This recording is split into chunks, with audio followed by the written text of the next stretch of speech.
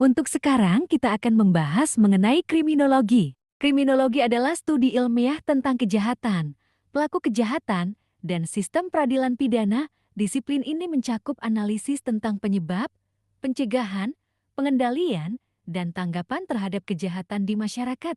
Sebagai cabang ilmu sosial, kriminologi memadukan teori dan data dari berbagai disiplin, termasuk sosiologi, psikologi, hukum, dan antropologi. Definisi: kriminologi berasal dari kata Latin krimen kejahatan dan Yunani logos ilmu.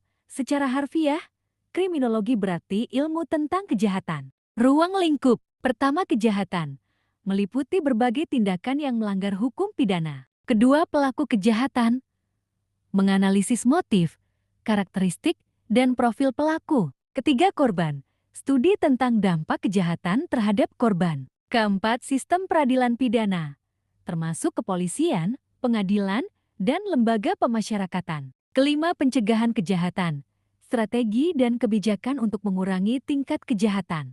Teori-teori dalam kriminologi. Pertama, teori klasik. Tokoh Cesare Beccaria dan Jeremy Bentham.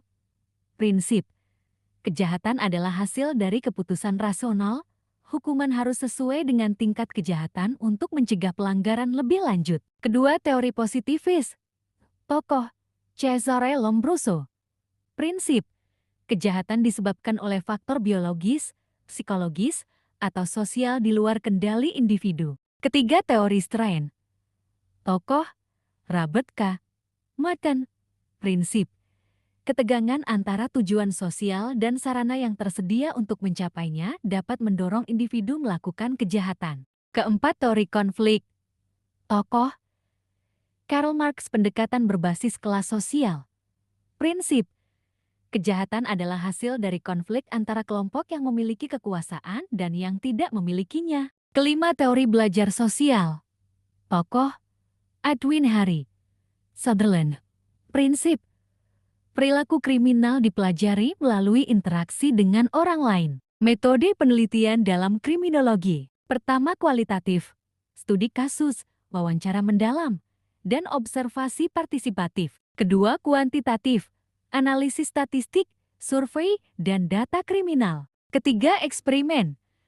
Penelitian yang dilakukan dalam kondisi terkontrol untuk memahami sebab akibat. Keempat, komparatif. Membandingkan sistem peradilan pidana atau tingkat kejahatan antar wilayah atau negara. Jenis-jenis kejahatan. Pertama, kejahatan konvensional. Contoh, pembunuhan, pencurian, perampokan. Kedua, kejahatan terorganisir.